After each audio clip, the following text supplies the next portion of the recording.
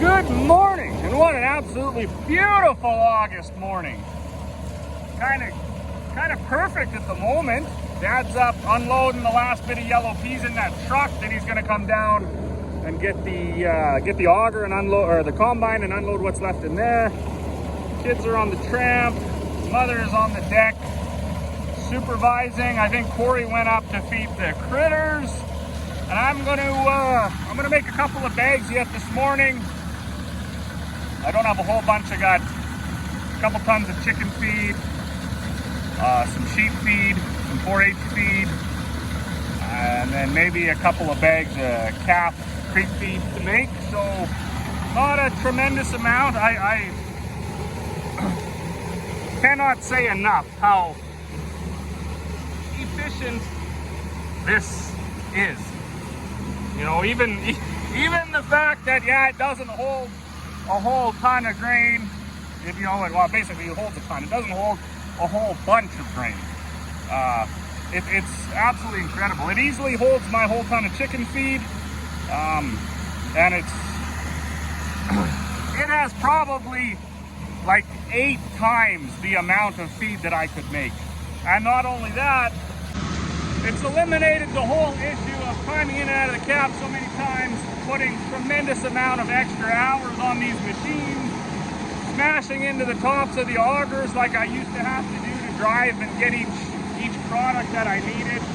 Just like all around, huge time, money, energy savings. You really can't put a price on it. And I know there are mills that exist that are incredibly efficient. I mean, they're probably all right. They're probably getting to the point where it's AI now, where you got it tests the animals, and then it just makes the feed that the test tells it to make. Right? I mean, probably that's where we're going, totally hands off. This is still a lot hands on, but for my investment and for the volume that I do in a year, and for everything, I don't think you could have done this better or cheaper, right? I don't think you could have got the same outcome for the same dollars any other way. To do anything different, you would have been. This whole thing right here was basically around probably between 20 and 25,000 all in, and we basically did it all ourselves. So, anyway, grinning ear to ear. Every single day I get to use this now. I always enjoyed making feed. I was really happy with the support that we had got and the growth that we had over 10 years. But, as we got so busy and the mechanics of the operation, the behind the scenes was getting less and less efficient as we were doing more and more volume. It did start to get to be less fun and more like work. So now that this is all here and it's all, thrown together, and it was kind of like, it was just my idea that I dreamed up in my head what I thought it should look like, and then to actually build it and have it work, could not be happier. Well, good. I don't know, it's 4:45. Is that evening? Good evening? I don't know. Corey was out here with the 9750, and she did from there south to the road. So what are you going to call that? Like, I don't know, 10 acres, 15 acres, something like that. That was very poor. I don't know why. I guess it's uphill to the south and then downhill to the lake. So we got all that ways to go. We did get the Dad changed the oil in the 9610, and then he greased it up. Corey was washing the windows. I was making a few bags, and then to clean out from yellows to greens, we just run a few greens through the combine, and then I just put it right in the feed bin because that don't matter. We'll chop that up. It's actually quite a efficient way to do that. Ever since I started to pay attention to, cleaning out between crops, I realized what a nightmare it must be to be a seed grower. I am a little bit concerned though. I just hopped out. That guy didn't even get thrashed. So obviously I have my concaves open a little too much. or it's just a bit too squishy yet. I don't know. That guy's thrashed. There's the odd one on the ground. Of course, when you're swathing ahead, when you look at your swather knife, there's always a bunch of peas on there as well. So most likely those peas are header loss from either the swather or even the pickups. When you go to grab the swath, shakes a little bit, and the really ripe ones, they just kind of pop out. But if you were to look over in here, you'd most likely find a couple, because that's just the way it goes. They were quite ripe when I swathed them, almost to the point where I thought we probably could have straight cut them, but again, they were so short, and it didn't really get to be a good crop till, I don't know, somewhere the other side of that well site. That's when it really started to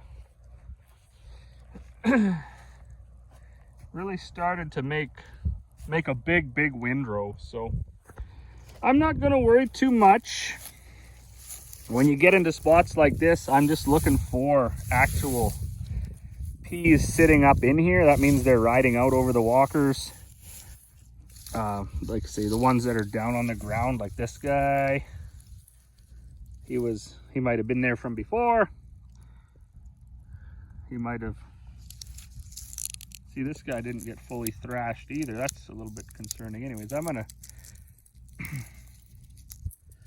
close my concaves up a little bit more. I think they're at 11 on the screen.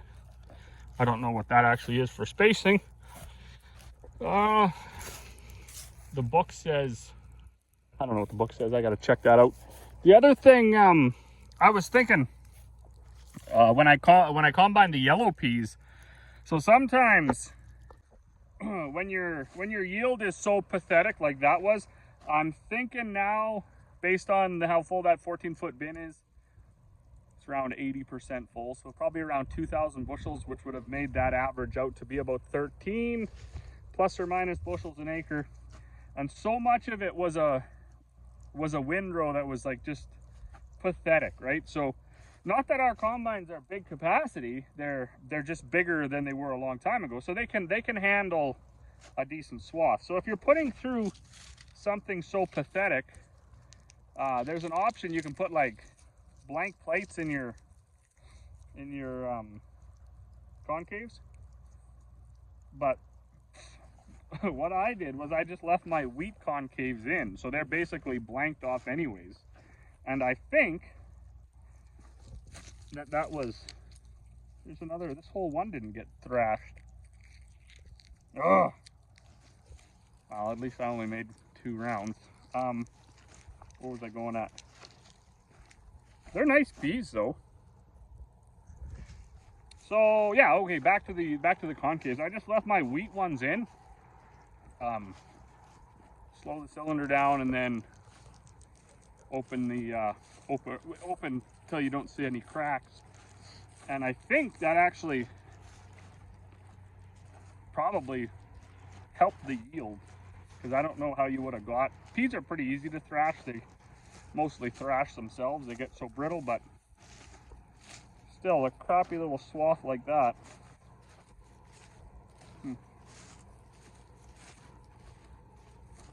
I don't see any on the ground. I'm excited. So yeah, anyways, I think, have you ever done that? Any of you guys? Do you ever use those filler plates or blanks in your concaves, or do you just, because we have P concaves for that 9750, but I have a feeling, yeah, you would have had to close it up so tight that you probably would have broke them. I don't know. Well, good. It's 5:30, so good evening. We are out. We are combining green peas. While the yield is marginally better than the yellows, it is still not great. So we do expect to get half again as much off of here I think we got about 2,000 bushels off the yellows. That was like a full 150 acre field basically. This one I think we'll get maybe 3,500 if we're lucky. And then of course we did some of that 70 acre piece, but down by the lake, oddly enough, because the swaths get quite a bit better and everything like that. And when I swathed it, it was quite a bit greener because it was a better crop. It's just going to take a few more days. So we came back over here. We're going to leave the outside rounds also for another day or two. It's like 28, 29 degrees. It's supposed to be that for the next 3, 4, 5 days. So we will, the stuff that we're taking right now, when Corey finished on the other 70 acres, she did get a load of 17, which, I mean, there's nothing wrong with that. We'll stick them in our 2,500 bushel aeration bins, and that with the air being 28 degrees, I do think it might even dry a little bit. So, I mean, and now the stuff that we're in over here, this was actually swathed before that 70 acres. This is testing like 14.6, I believe. So we'll get them all mixed together, blow on them for a week of 30 degree weather or 28 degree weather, and then we'll move them and we'll put them in that big bin. The one thing about, you know, when you put them in an aeration bin, if you don't have a good aeration bin, which we don't, with good roof vents and good flow and everything like that, you end up with the moisture coming down the sidewalls and stuff like that. I did run into that one year. I used one of those propane heater fans, like bin heaters or whatever, and it did work. Like the center of the bin got dry, but all like 2 feet around the bin, all the way down, all that moisture, because there was no roof vents, and I guess just the roof hatch being open wasn't enough. It all hit the roof, and then the condensation caused it to run down the walls. So we had a bit of a mess that year. But we do learn. We learn every year. I think this year well, like Dad was saying when we were putting the chopper on this combine, because we are chopping, he said, you know, you can't base anything off of this year. This year was just, basically didn't matter what we tried. It didn't work. The weather didn't cooperate. Everything was kind of against us, I guess. So really, to get anything at all is pretty impressive. I know, you know, that's not the greatest, but it's okay too. Glad I saved some piece from last year, so I will still get a full bin anyways.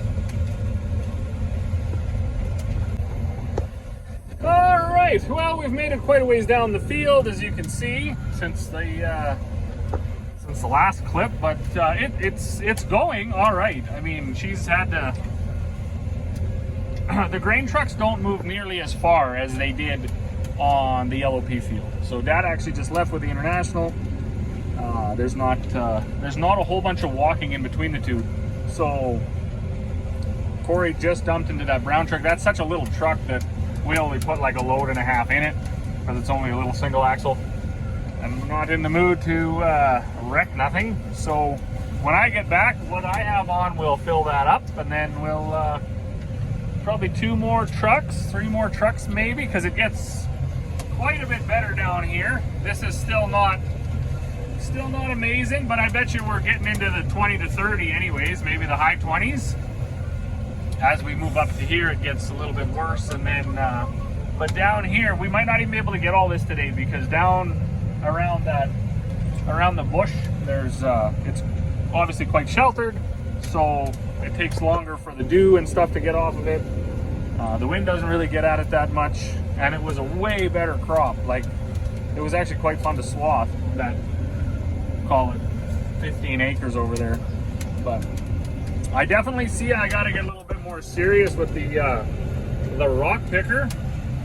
Everywhere there's a rock like that, there's another one.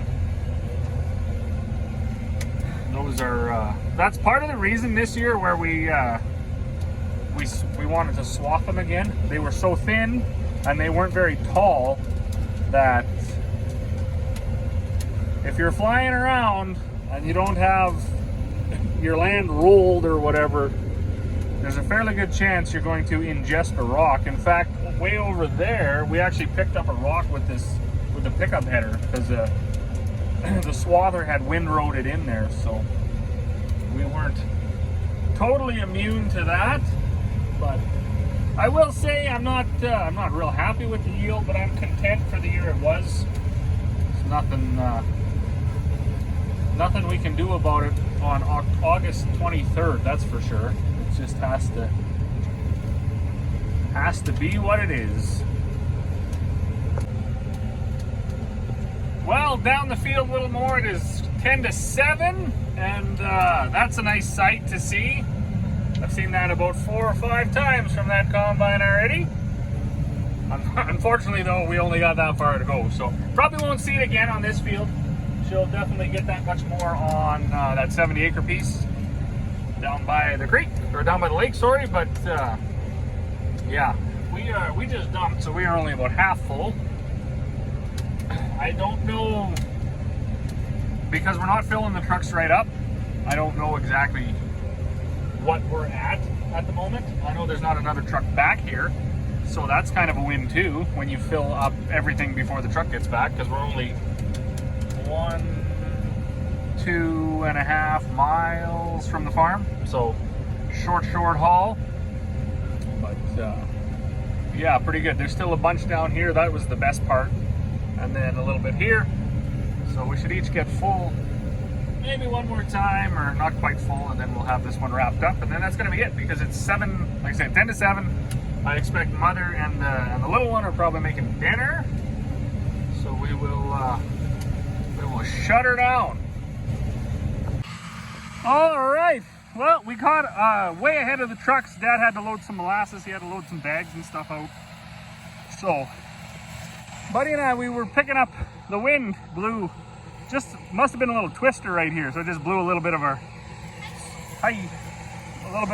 swath in there. Now, of course, normally a guy wouldn't really stop and worry about that, but when you don't have a truck to unload into anyways, you may as well get a little exercise. But now that they are unloading, we are also going to get back in our machine, and what do we got here? 5-6 more rounds. Hopefully we each get at least half full one more time. That'd be nice, and then it actually, we could be banging on that 2,500, 3,000 bushel mark. I don't know for sure. Have to see when we get back to the yard. So as always, thanks for watching, and we'll see you all on the next one.